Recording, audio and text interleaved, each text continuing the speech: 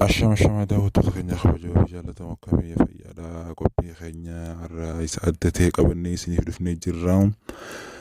Inni har'a qabannee dhufnee bara haaraa bara 2015 akkuma isin ga'een nutis waan haaraa tokko barnoota alatti qabannee dhufnee jirra. Barnoota ta'uu baatullee general psychology-dhaaf general idea-dhaaf isiniif himuu barbaanne.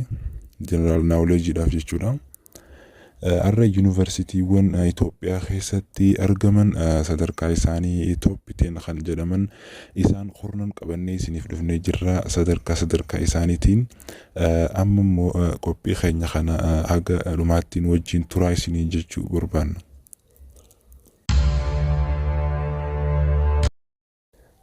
Inni kurnaffaa irratti argamu yuunivarsiitii Dabra Birhaaniiti. Yuunivarsiitiin Dabra Birhaan kan argamu naannoo Amaaraa keessatti yoo ta'u, Finfinnee irraa kiiloomeetira 140 fagaata. Akkasuma bara 1999tti kan hundeeffamedha. Bara 1999 irratti kan hundeeffame. Akkasuma yuunivarsiitiin kun yuunivarsiitiin Dabra Birhaan kaampaasii lama kan qabudha. Isaanis main campus yookaan kaampaasii isuma main ta'e akkasuma Minilik campus jedhamuudhaan kan beekaman isaan lama kan qabudha. Yuunivarsiitiin Dabra Birhaan Itoophiyaa irraa sadarkaa kurnaffaatti kan argamu yoo ta'u, akkasuma ardii Afrikaatirraa 360 irratti akkasuma akka addunyaatti 10,289 irratti kan argamudha. Yuunivarsiitiin sadarkaa salgaffaa irratti argamu yuunivarsiitii Dabra Maarqos jedhama. Yuunivarsiitiin Dabra Maarqos kan argamu akkuma yuunivarsiitii jalqabaa himnetti naannoo Amaaraa keessatti kan argamudha. Finfinnee irraa innis kiiloomeetira 313 kan fagaatudha. Yuunivarsiitiin Dabra Maarqos bara 1999tti kan hundeeffamedha. Yuunivarsiitiin kun akkasuma kaampaasii lama kan qabudha. Kaampaasiin inni jalqabaa main yookaan waannaa fi akkasuma burree kaampaas jedhamuun isaan beekamudha jechuudha. Yuunivarsiitiin Maarqos Itoophiyaa irraa akkuma himne sadarkaa salgaffaa irratti yoo ta'u, akka Afrikaatti 325 irratti akkasuma akka addunyaatti 10,105 irratti kan argamudha. Yuunivarsiitiin sadarkaa 8ffaa irratti argamu yuunivarsiitii saayinsii fi teeknooloojii Adaamaa yookaan yuunivarsiitii Aastuu kan jedhamudha. Innis naannoo Oromiyaatti kan argamudha. Finfinnee irraa kiiloomeetira 100 kan fagaatu yoo ta'u, bara 1985tti kan hundeeffamedha. Yuunivarsiitiin saayinsii fi teeknooloojii Adaamaadha. Itoophiyaa irraa sadarkaa 8ffaa irratti kan argamudha. Akkasuma Afrikaa irraa 294ffaatti kan argamu. Akka addunyaatti immoo 8,889 irratti kan argamudha. Yuunivarsiitiin sadarkaa 7ffaa irratti argamu yuunivarsiitii Arbaa Minci jedhama. Yuunivarsiitiin Arbaa Minci naannoo Kibbaa keessatti kan argamudha. Innis Finfinnee irraa kiiloomeetira 515 kan fagaatudha. Bara 1978tti kan hundeeffamedha yuunivarsiitiin Arbaa Minci. Innis kaampaasii 6 kan qabu ta'a.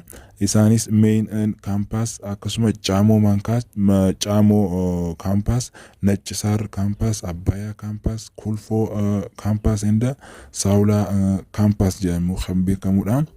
Akka biyya keenyaatti sadarkaa 7ffaatti kan argamuu fi akka Afrikaatti 247ffaa akkasuma addunyaa irraa 742 irratti kan argamudha. Yuunivarsiitiin sadarkaa 6ffaa irratti argamu yuunivarsiitii Haromaayaati. Yuunivarsiitiin Haromaayaa akkuma beekamu naannoo Oromiyaa keessatti kan argamu yoo ta'u, Finfinnee irraa kiiloomeetira 510 irratti kan fagaatudha. Yuunivarsiitiin Haromaayaa naannoo Hararii fi Dirree Dhawaadhaaf dhiyoo kan ta'edha. Yuunivarsiitiin Harmaayaa gibbiilee guddaa isaa magaalaa Harmaayaatti kan argamudha. Yuunivarsiitiin kan gibbiin isaa guddaan kan achitti argamudha. Akkasuma magaalaa Hararii keessattis kan qabudha jechuudha. Achirraa kan guddaa isa lammaffaa kan qabu yoo ta'u, Itoophiyaa irraa sadarkaa ja'affaatti kan argamudha. Akkasuma Afrikaa irraa 185ffaa irratti, addunyaalessaan immoo 6105ffaa irratti kan argamudha. Inni sadarkaa 5ffaa irratti argamu Yuunivarsiitii Gondarii. Yuunivarsiitiin Gondar akkuma beekamu naannoo Amaaraa keessatti kan argamudha. Inni kun Finfinnee irraa kiiloomeetira 727 irratti fagaatee kan argamudha. Hundeeffamni isaas bara 1994tti kan hundeeffamedha. Yuunivarsiitiin Gondar gibbiilee 5 kan qabudha. Heelzii kaampaas, Faasil kaampaas, Teedii kaampaas, Maaraakii kaampaasii fi Xeddaa gibbii jedhamuun kan beekamudha jechuudha. Yuunivarsiitiin Gondar sadarkaa 5ffaa irratti Itoophiyaa irraa kan argamudha. Akka Afrikaatti 172ffaa, akkasuma addunyaa irratti immoo 5761ffaa irratti kan argamudha. Inni sadarkaa 4ffaa irratti argamu Yuunivarsiitii Baahir Daaridha. Innis naannoo Amaaraa keessatti kan argamudha. Yuunivarsiitiin Baahir Daar kaampaasiilee 7 kan qabudha. Innis kaampaasiin 4 magaaluma Baahir Daar keessatti kan argamudha. 3 immoo magaalaa irraa kan fagaatedha. Itoophiyaa irraa sadarkaa 4ffaa irratti kan argamudha. Akkasuma Afrikaa irraa 1571ffaa irratti kan argamudha. Akka Afrikaatti 157ffaa irratti kan argamudha. Akkasuma akka addunyaatti 5465ffaa irratti kan argamudha. Yuunivarsiitiin Toop 10 keessaa isa sadaffaa irratti argamu Yuunivarsiitii Hawaasaati. Inni kun kan argamu naannoo Sidaamaa, naannoo Haaraa keessatti kan argamudha. Finfinnee irraa kiiloomeetira 280 irraa fagaatee kan argamudha. Yuunivarsiitiin Hawaasaa kan hundeeffame bara 1991 irratti. Yeroo san maqaan isaa Yuunivarsiitii Dabuub jedhamuun kan beekamudha. Bara 1998ffaa irratti garuu maqaa isaa gama Yuunivarsiitii Hawaasaatti jijjiirrate. Itoophiyaa irraa sadarkaa 3ffaa irratti kan argamudha. Akkasuma Afrikaa irraa 136ffaa irratti, akkasuma addunyaa irraa immoo 4912ffaa irratti kan argamudha. Yuunivarsiitiin sadarkaa 2ffaa irratti argamu Yuunivarsiitii Jimmaati. Yuunivarsiitiin Jimmaa akkuma beekamu naannoo Oromiyaatti kan argamudha. Innis Finfinnee irraa kiiloomeetira 390 irraa fagaatee kan argamu yoo ta'u, kan hundeeffames bara 1994ffaa irratti kan hundeeffamedha. Yuunivarsiitiin Jimmaa kaampaasiilee 4 kan qabudha. Meeyin kaampaas, Beekaa kaampaas, Teekinooloojii kaampaasii fi akkasuma kaampaasii biqilootaa fi beeyladoota irratti kan xiyyeeffate kan qabudha jechuudha. Kaampaasiin Haaroon dhiyootti kan eegalamu yoo ta'u, waliigala kaampaasii 5 akka qabaatu taasisaa jechuudha. Itoophiyaa irraa sadarkaa 2ffaa irratti kan argamudha. Akka Afrikaatti garuu sadarkaa 65ffaa irratti, akkasuma addunyaa irraa 3,185ffaa irratti kan argamudha. Yuunivarsiitiin Itoophiyaa keessatti akkasuma akka biyya keenyaatti sadarkaa 1ffaa qabatee argamu Yuunivarsiitii Finfinneeti. Yuunivarsiitiin Finfinnee akkuma beekamu naannoo Oromiyaa keessatti kan argamu, akkasuma magaalaa guddittii Itoophiyaa keessatti kan argamudha. Yuunivarsiitiin Finfinnee kan hundeeffame bara 1943tti. Innis yuunivarsiitii waggaa hedduu Itoophiyaa keessa jiraate akkasuma hangafa jedhamuun kan beekamudha.